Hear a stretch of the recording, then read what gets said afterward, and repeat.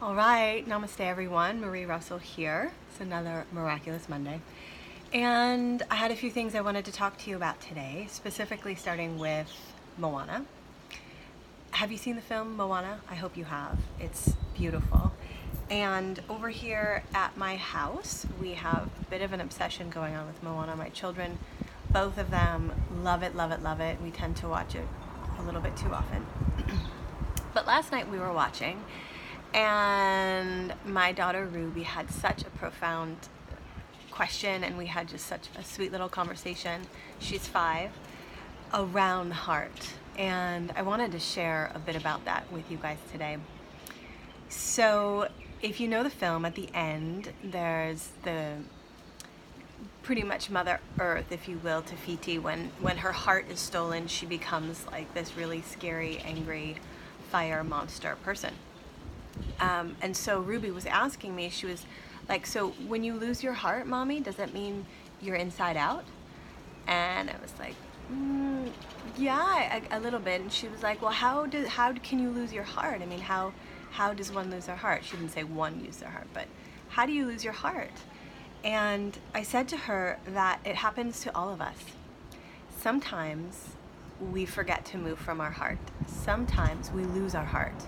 And when we lose our heart, we become mean and scary and fiery and angry and sad and all of those things. So she kind of got it. She kind of looked at me like, oh, well, how do you not lose your heart? I said, well, you just got to focus on it a lot. And your heart represents your love, sweetie. Your heart is your love. So just think about being loving and kind and sweet to everybody, and you'll never lose your heart. I thought about it last night, and I'm thinking about it now, just like how profound that is for all of us to stay connected to our hearts. And how often is it that we forget our hearts, or we think someone stole our hearts, and because we think our heart is stolen or gone, we turn into angry, scary monsters that are on fire. So in this talk, I kind of wanted to break that down a little bit and speak to how A Course in Miracles talks about forgiveness, and we've talked about that a few times here together. But I think it's profound because the idea of forgiveness in A Course in Miracles is really different than the way in which I had understood it, and I think many of us understand forgiveness being. A Course in Miracles it says that forgiveness is the goal of its curriculum, and forgiveness is essentially the absence of judgment. And the only reason that we need forgiveness is because we've judged, because we've held someone guilty, or we've held ourselves guilty. We've held this idea that someone is to blame, and then we become unhappy, right? We have this feeling of anxiety or sadness or discomfort. We lose our heart, if you will, because judgment is essentially what separates us from each other. We all make mistakes, right? The mistakes that we make are different. Some of them, you'll make certain mistakes, I make certain mistakes.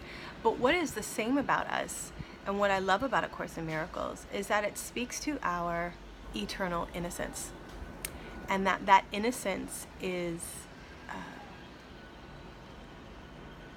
eternal. It can't be changed. It can't be hurt. It can't be taken away from you. No one can take your innocence away from you, not yourself or anyone else. Nothing even happened that we need to judge or blame. So that sounds a little crazy, and in the metaphysical space, let me explain why that makes perfect sense. A Course in Miracles says that nothing real can be threatened, nothing unreal exists, and herein lies the peace of God. Sorry if my eyes keep going back and forth. I'm trying to figure out where to look. I have yet to nail this, but I'm gonna get there. I think I'll look over here because that means I'm looking at you. So let me say that again. Nothing real can be threatened, nothing unreal exists, and herein lies the peace of God. So nothing real can be threatened. Nothing real can be threatened. So the love within you, the heart within you, that space within you that is connected to everything that was created by this divine energy and entity, by the universe, it can never be threatened. So someone says, you're stupid, I hate you, your husband triggers you, your child is asking for too much or asking too many questions. Nothing real can be threatened. So that part of you that is eternally at peace and totally calm and confident and in the state of love and bliss is not threatened. Okay? Nothing unreal even exists. So from the metaphysical perspective, it didn't even exist. The fact that you got anxious, or you were angry or confused, or you yelled, you lost your heart, if you will, that didn't even happen in the realm of reality with a big R. In the small realm, in the material world where we exist today, yeah, it happened. You were upset, you blamed someone for taking your heart, you blamed someone for disrupting your peace, but in the real world, it didn't happen. In the material plane, it happened as an opportunity for you to grow and to look at areas in your life in which there are still barriers to love. So there's some room for improvement. There's an opportunity to learn. So there aren't any mistakes here. There's just opportunities for growth and understanding. So the third line that can sum up A Course in Miracles is that herein lies the peace of God. So if you are willing to look past someone else's error or mistake, or your own error and mistake, if you're willing to look past it and know that perhaps if it was someone else, that they're on their own journey and they're doing the best they can with what they have, and if it was against you, that you did the best you can. If you deflected a miracle, this is something that came up so true for me, because last week I felt like I had deflected a miracle. I had an opportunity to travel, I was really excited, and at the last minute I deflected it. It wasn't the right time, I made up a ton of excuses for whatever reason. I just wasn't ready. So I deflected the miracle, and I held myself accountable for that in a guilty way. I felt really sad about it. It spun me out. It distracted me from my work. I had some physical ailments because of it. But what I love about A Course in Miracles, and what I love about reality with a big R, is that no matter what miracle you deflect, no matter what opportunity you let pass by you because you're too busy blaming or being upset about something in the material world, it's held, Course in Miracles tells us, it's held in a trust for you. The Holy Spirit holds that miracle, and the universe is self-correcting. So if you make a mistake, if you make an error, if you're blaming someone and that energy is keeping you grounded, you're kind of fallen from grace, you're fallen from that reality where it's all bliss and all happiness and all whatever, and you're in this material plane and you're getting really frustrated and you're upset about it, if you're willing to see it different, you can absolutely trust that that opportunity that you lost, the universe is already on it. If someone took something from you, whether it be your peace, your money, your opportunity, whatever they took from you, the universe is already recalibrating itself to give that back to you. But you continue to deflect it when you're judgmental, and you continue to blame and all of those things, the miracle can't come to you. So that's where forgiveness becomes so important and essential for our spiritual growth. Forgiveness is different than I forgive you because you made a mistake and I was right.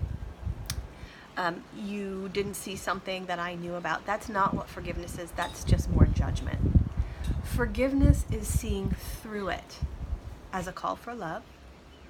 It's seeing through the error, either within yourself or someone else, as an opportunity for growth. And it's an opportunity for you to trust and to learn about co-creating with the universe, co-creating with this energy that always has your back. It holds the miracle for you. So I think people say to me often in the coaching context, in the teacher training circles, well, it's so hard to let go of this judgment or this resentment or this grievance. It's just, they really did this. They really hurt me. They really affected my business, or they really upset my peace, or they really hurt me. They betrayed me. Some of those, really deep betrayals that all of us have experienced in this life. It's really hard to let that go. And my question to them and my question to you today is, what are the benefits of holding on to that grievance? What are the benefits that you get from holding someone else accountable for taking away your heart and your peace? What do you get from that? And if you're willing to let it go, look at all of the benefits that you can get, because the energy is going to draw the miracle to you. So if your energy, your heart space is in guilt, grievance, resentment, anxiety, betrayal, judgment, the miracle that the universe is holding in trust for you cannot come to you, because you can't receive it. It doesn't mean you're wrong.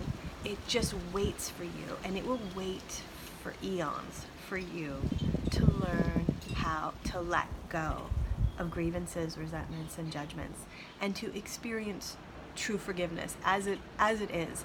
God doesn't need forgiveness, because God doesn't judge. God is not up there, bee and a butterfly.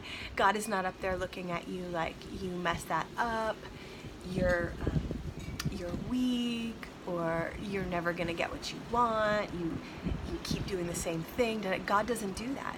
God literally only sees the light in you, because that's what He created. He created you as an extension of Himself. So our opportunity and the whole purpose for us being in this dimension and on this planet is to realize that we are as God created us. Nothing that happened in the past affected the truth of who we really are, and the future is up for grabs. To the extent that we trust and we continue to draw miracles to us, we continue to draw opportunities for us, and we can feel that in our heart, we allow ourselves to feel the energy of peace, to feel the lightness of clarity. Gosh, how light it feels to be aligned to nothing real can be threatened.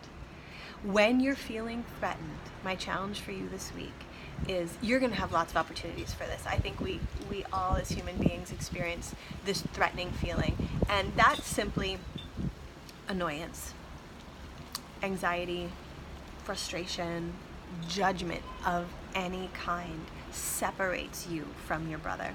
And the only way we get to go to heaven, which is not a place or a thing, it's an energy, and it can happen in the present moment. It does happen in the present moment. The only way for us to do that is 2 by 2, holding each other's hands. So if I'm holding you accountable, or if I'm judging you, or if I'm in fear, anxiety, I am holding myself grounded to this energy that's not real, that didn't even happen. I'm making it happen in the present moment because I'm so powerful. So A Course in Miracles tells us that you can't change the fact that your mind has power. You can't change that, because God created you, and obviously God has some serious power. So you can't change the fact that you have power, but what you can decide upon, and what is your choice, is where you put your power. Do you put it towards love and forgiveness and acceptance and growth? Or do you put it to the same old conversation that you're having about yourself and others, about they're not good enough, you're not good enough, they did something wrong, you did something wrong? All of that is an illusion. So let us this week really learn about forgiveness as it is. Let us learn to release the energies of blame and judgment of ourselves and others. See through whatever error we perceive it to be, to the light beyond it. Was it that you really learned about patience? Was it that you learned about compassion for yourself and others? Was it that you learned that nothing real can be threatened? That no matter what you go through, your body, your experiences, no matter what, you're eternal, and nothing can threaten that. Nothing even happened in the world of God that doesn't have to do with light and love and peace and generosity and all of those wonderful things. So this week, I invite you to watch Moana. I think it's such a powerful film, and it's so beautiful, the colors and all of that. And really look at ways in which you feel your heart has been taken out of you, and ways in which you turn into this fiery person or this monster, and the sadness that comes with that. And invite yourself to reintegrate the love back in. Put the love back in first. See if you can see through errors instead of hold on to them and make them real. So I hope you have a wonderful week. My banging guy is back. And I just wanted you guys to see this beautiful palm tree. I'm gonna lift this up. This palm tree is just so awesome, and I've been fascinated with it. I sit with it every morning and meditate, and yeah, I wanted to share that with you today. Have a wonderful week, friends. Bye for now.